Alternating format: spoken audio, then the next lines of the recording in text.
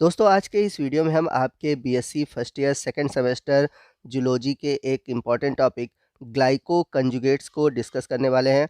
और आज के इस वीडियो में हम जानेंगे कि ग्लाइको कंजुगेट्स होते क्या हैं, ये कितने टाइप के होते हैं और ग्लाइको कंजुगेट्स के क्या फंक्शन है।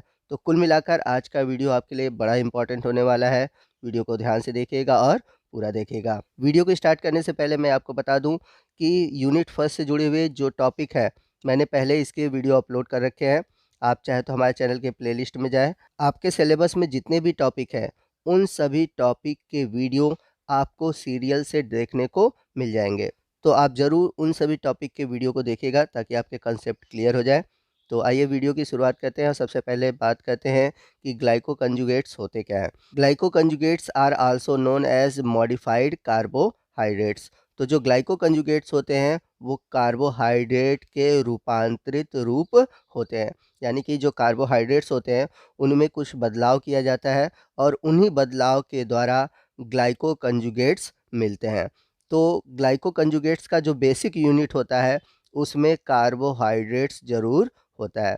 दे आर मैक्रोमॉलिक्यूल, यानी कि ग्लाइको कंजुगेट्स के जो अणु होते हैं बहुत बड़े होते हैं।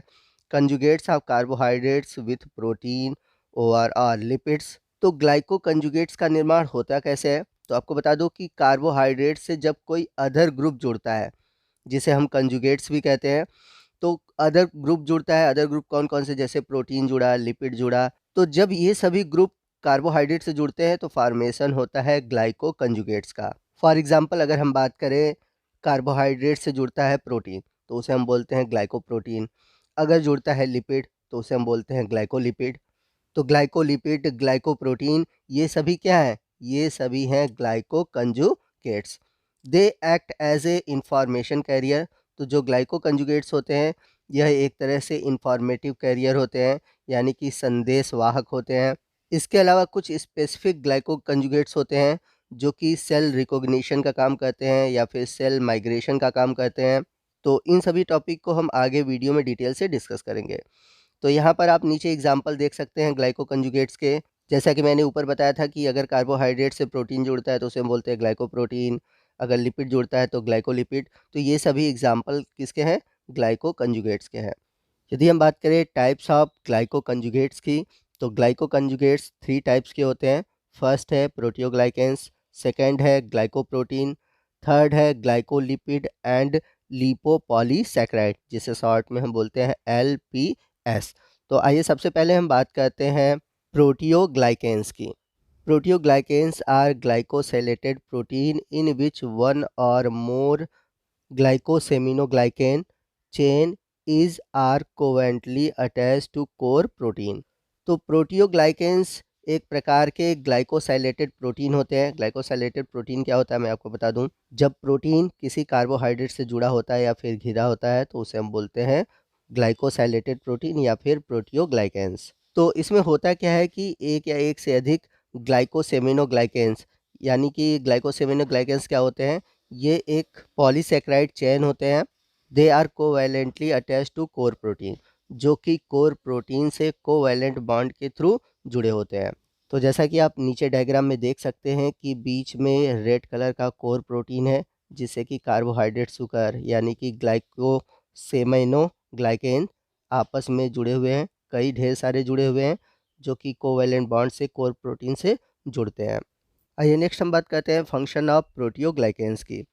प्रोटियोग्लाइकेंस are major component of all extracellular matrix. तो होता क्या है कि हमारे बॉडी में सेल होते हैं, मैं रफली यहाँ पर ड्रा कर दे रहा हूँ सेल, ठीक है। तो यहाँ पर आप देख सकते हैं ये सभी सेल हैं। तो इन सेल के बीच कुछ ना कुछ मटेरियल भरा होता है और इस मटेरियल को हम बोलते हैं एक्स्ट्रा सेलुलर मैट्रिक्स, यानी कि ECM। तो यहाँ पर लिखा हुआ है कि प्रोटियोग्लाइकेंस जो होते हैं ये ईसीएम के मेजर कंपोनेंट होते हैं, यानी कि इस ईसीएम में बहुत अधिक मात्रा में प्रोटियोग्लाइकेंस पाया जाता है। तो इनके फंक्शन क्या है, सेल मैट्रिक्स इंटरेक्शन, यानी कि ये क्या कहते हैं कि किसी भी सेल को इस मैट्रिक्स से कैसे बाउंड करना है, यानी कि कैसे जोड़ना है, वो किसके थ्रू होता है, वो होता है प्रोटियोग्लाइकेंस के थ्रू। इसके बाद जो दूसरा फंक्शन है सेल सेल इंटरेक्शन, यानी कि एक सेल का दूसरे सेल से जुड़ना, तो एक सेल से दूसरे सेल को जोड़ने का काम कौन करेगा? एक्स्ट्रा सेलुलर मैट्रिक्स, और इसी एक्स्ट्रा सेलुलर मैट्रिक्स में पाए जाते हैं प्रोटियोग्लाइकेंस। तो एक सेल से दूसरे सेल को जोड़ने का काम भी कौन करता है? प्रोटियोग्लाइकेंस करता है। अब थर्ड है लाइगेंड इंटरेक्शन। अब लाइगेंड इंटरेक्शन क्या होता है? तो मैंने क्या बताया था कि जो प्रोटियोग्लाइकेंस होते हैं एक तरह के प्रोटीन होते हैं जिसपे कि कार्बोहाइड्रेट्स जुड़े होते हैं। अब जो लाइगेंड होता है वह कोई भी सिग्नलिंग मॉलिक्यूल्स हो सकता है, जैसे यहाँ पे ग्रोथ मॉलिक्यूल है, ठीक।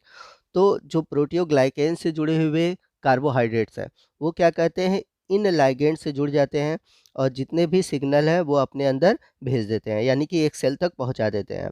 तो यहाँ पर नीचे की ओर आप देख सकते हैं एक और फंक्शन है, सिग्नल ट्रांसडक्शन। तो जब ये लिगेंड को अपनी ओर इंटरेक्ट करते हैं, यानी कि जो सिग्नल मॉलिक्यूल है उनसे जुड़ते हैं, तो उनसे जुड़े हुए जितने भी इंफॉर्मेशन है वो सेल तक पहुंचाते हैं।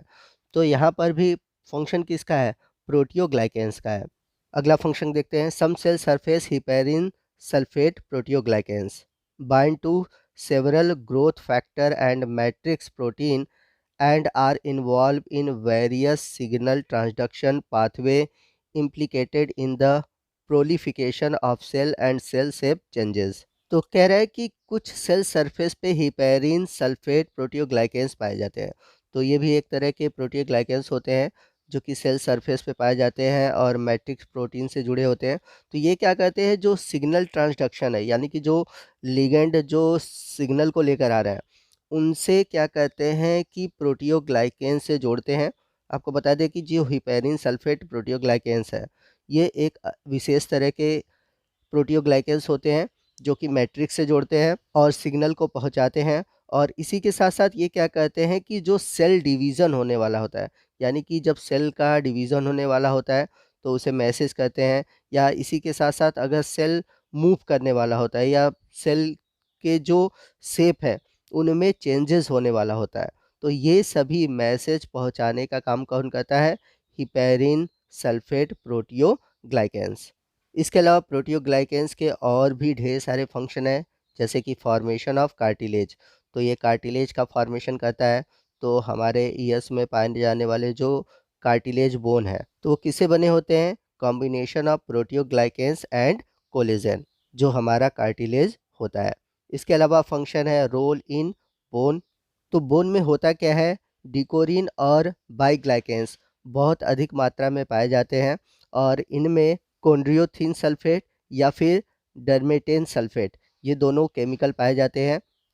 और ये दोनों जो कंपोनेंट है ये क्या कहते हैं कि बोन डेवलपमेंट और इसी के साथ साथ बोन में पाए जाने वाले जो सेल हैं, यानी कि उन सेल का प्रोलिफिकेशन कहते हैं, यानी कि सेल डिवीज़न कहते हैं। इसके साथ साथ डिपोजिशन ऑफ मैट्रिक्स, जो मैट्रिक्स होते हैं इनका डिपोजिशन कहते हैं, और जो मिनरल्स होते हैं उनका भी डिपोजिशन कहते हैं बोन के अंदर।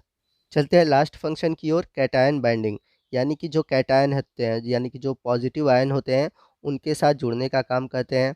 तो कैटायन बाइंडिंग में जैसे कि सोडियम, पोटेशियम, कैल्शियम और कभी-कभी जो वाटर मॉलिक्यूल हैं उनके साथ जुड़ते हैं, इनके मूवमेंट को रेगुलेट करते हैं।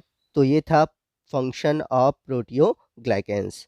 तो दोस्तों आज के इस वीडियो में हमने जाना कि ग्लाइको कंजुगेट्स क्या होते हैं, ये कितने टाइप्स के होते हैं, और इसके टाइप्स में हमने आज के इस वीडियो में जाना प्रोटियोग्लाइकेंस के बारे में।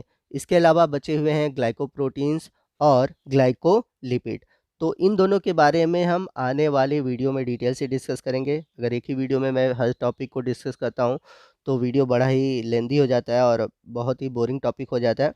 तो इस वजह से जो भी टॉपिक है उनको हम अगले वीडियो में डिस्कस करेंगे। तो आपको आज का वीडियो कैसा लगा कमेंट करके ज़रूर बताइएगा। वीडियो अच्छा लगा हो तो वीडियो को लाइक और शेयर करना मत भूलिएगा। और यदि आप चाहते हैं कि मैं किसी और भी टॉपिक पर वीडियो बनाऊं तो प्लीज़ कमेंट करके बताइएगा। मैं पूरी कोशिश करूंगा कि आने वाले दिनों में उस टॉपिक पर वीडियो बनाऊं। और आपसे कह दूं कि आने वाले दिनों में आपके BSc first year second semester के जूलॉजी, बॉटनी और केमिस्ट्री इन सभी के वीडियो हमारे चैनल पर अपलोड होने वाले हैं। तो अगर अभी तक आपने हमारे चैनल को सब्सक्राइब नहीं किया हुआ है तो प्लीज़ चैनल को सब्सक्राइब कर लीजिए और जो बगल में बेल आइकन है उसे प्रेस करना मत भूलिएगा।